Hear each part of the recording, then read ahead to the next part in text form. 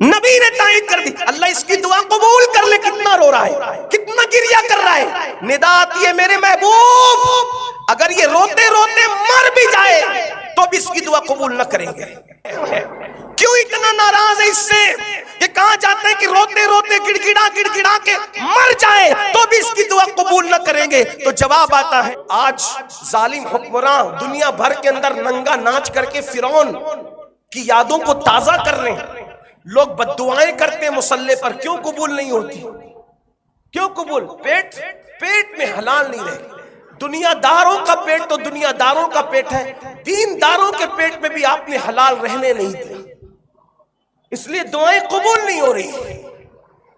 حلال کو لازم پکڑو، بلکہ رات بھر عبادت نہ بھی کوئی کرے، صرف فرائض واجبات اور تاکیدی سنتوں پر ہی اکتفا کرے اور حلال ہو تو اس کے ولی بننے کے لیے کافی ہے۔ لقمہ حلال سے توجہ ہٹی ہے مسلمانوں کی۔ ایک مرتبہ حجاج بن یوسف، یہ حجاج بن یوسف وہ لعنتی اور بدترین انسان ہے کہ جو مولائے کائنات کی بد دعا سے پیدا ہوا تھا۔ اب تک آپ نے سنا ہوگا کہ دعا سے بہت سے بچے پیدا ہوئے، لیکن یہ بد دعا سے پیدا ہوا، مولا علی کی بد دعا سے یہ پیدا ہوا۔ مولا علی پر لوگوں نے اتنا ظلم کیا، کوفہ میں اتنا ستایا کہ مولا مشکل کشا جب لوگوں نے ان کو بہت ستایا تو اللہ سے عرض کیا مولا یہ کوفی مجھے بہت ستاتے ہیں، میں تجھ سے دعا کرتا ہوں کہ مجھے اپنے پاس بلا لے، اپنے اس بہترین بندے کو اپنے پاس بلا لے، مجھے میرے دوستوں سے ملا دے، مجھے میرے پیاروں سے ملا دے، ملا دے محمد الرسول اللہ سے، ملا دے صدیق اکبر سے، ملا دے فاروق اعظم سے، ملا دے میرے بھائی عثمان سے مجھے، اور اپنے پاس بلا لے، اور میرے بعد ان پر اتنا ظالم مسلط کرنا تاکہ ان کو میرے عدل اور انصاف کی اہمیت کا احساس ہو جائے۔ تو بزرگان دین فرماتے جس دن مولا علی کی شہادت ہوئی اسی دن حجاج بن یوسف کی ولادت۔ آپ کی شہادت کا دن اور حجاج کی ولادت کا دن ایک ہے۔ آپ کی بددعا سے پیدا ہوا حجاج، اور اتنا ظالم تھا کہ لوگوں کو چھریوں سے ذبح کر، ہزاروں صحابہ کا قاتل حجاج، ہزاروں تابعین کا قاتل حجاج۔ حضرت عبداللہ ابن زبیر کو مکے کی سرزمین پر سولی پہ کئی دن تک اس نے لٹکائے رکھا، بہت ظالم تھا۔ جب یہ کوفہ آیا تو کچھ لوگوں نے اس سے کہا حجاج تو جہاں گیا تو نے ظلم کیا، اب تو کوفہ آیا ہے یہاں ظلم نہ کرنا۔ اس نے کہا کیوں؟ کہا یہاں 5 بزرگ لوگ ایسے ہیں کسی کے لیے دعا کرے تو بھی قبول ہوتی ہے اور بد دعا کرے تو بھی قبول ہوتی ہے، اس لیے حجاج یہاں تو نے ظلم نہیں کرنا، وہ تیرے لیے بد دعا کریں گے تو برباد ہو جائے گا۔ اس نے کہا اچھا۔ وہ 5 بزرگوں کو اس نے دعوت دے کے محل میں بلایا، اور بلانے کے بعد ان کو کھانا کھلایا۔ ان بزرگوں کو تو پتہ بھی نہیں تھا، معلوم بھی نہیں تھا، ان کو کھانا کھلایا۔ جب وہ کھانا کھا چکے جانے لگے تو ایک بزرگ نے فرمایا حجاج سنا ہے تم بہت ظلم کرتے ہو، یہاں مت کرنا، ہم 5 کو دیکھ رہے ہو نا، ہم 5 میں ایک آدمی وہ ہے اگر دعا کرے تو بھی قبول، بد دعا کرے تو بھی قبول، اگر تم ظلم کرو گے تو ہم تمہارے خلاف بد دعا کر دیں گے، بچنا۔ اس نے کہا چلو جاؤ یہاں سے، نکلو چلو، تم میرا کچھ نہیں بگاڑ سکتے۔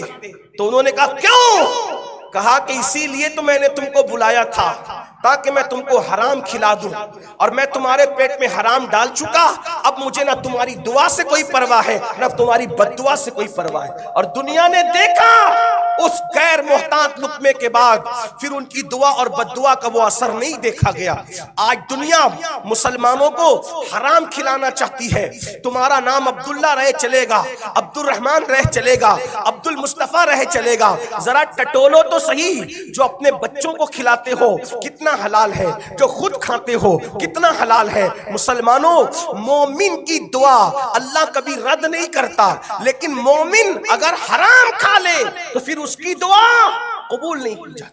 بلکہ ایک حدیث پاک ہے، یہاں تک نبی بھی تائید کر رہے ہیں، مومن کی دعا کی تائید اللہ کا نبی کر رہا ہے، پھر بھی اللہ فرما رہا ہے میں قبول نہیں کروں گا۔ حدیث سنیے، ایک شخص رو رہا ہے، گڑ گڑا رہا ہے اور دعا کر رہا ہے۔ حضرت عیسیٰ علیہ السلام یا موسیٰ علیہ السلام دونوں عظیم پیغمبر میں سے ایک ہستی کا نام آتا ہے روایتوں میں، وہ کہتے ہیں اللہ اس کی دعا قبول کر لے، نبی تائید کر رہے ہیں۔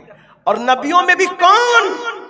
چاروں انبیاء کرام میں جو مرتبہ رکھتے ہیں، عظیم مرتبہ رکھنے والے انبیاء تو سب عظیم ہیں، لیکن یہ چاروں کی ایک اپنی الگ شان ہے، انفرادی شان ہے۔ نبی نے تائید کر دی، اللہ اس کی دعا قبول کر لے۔ کتنا رو رہا ہے، کتنا گریہ کر رہا ہے، ندا آتی ہے میرے محبوب اگر یہ روتے روتے مر بھی جائے تو بھی اس کی دعا قبول نہ کریں گے۔ نبی نے تائید کی ہے، پھر بھی جواب آتا ہے اس کی دعا قبول نہ کریں گے۔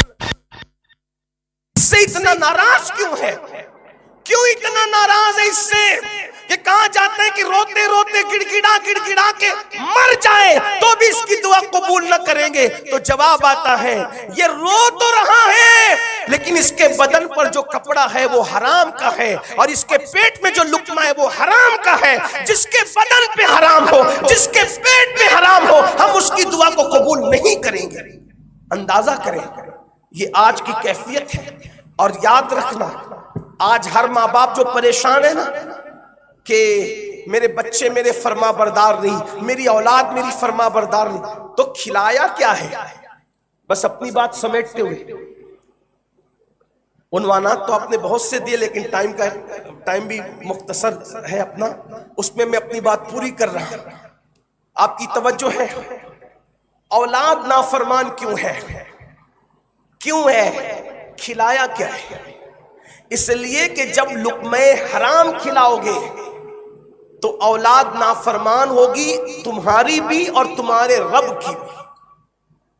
کتنے بھی بڑے ادارے میں پڑھا لو، کتنے بھی بڑے اسکول میں پڑھا لو، کتنے بھی بڑے مدرسے میں پڑھا لو، اگر پیٹ میں حلال نہیں ڈالا، دیکھو خون اثر دکھاتا ہے، خون کی اپنی تاثیر ہے، خون کی اپنی تاثیر ہے۔ اسی لیے ہمارے اسلاف نے اولاد کی تربیت پر جتنی توجہ دی ہے اس سے زیادہ ان کے لقمے پہ توجہ دی ہے۔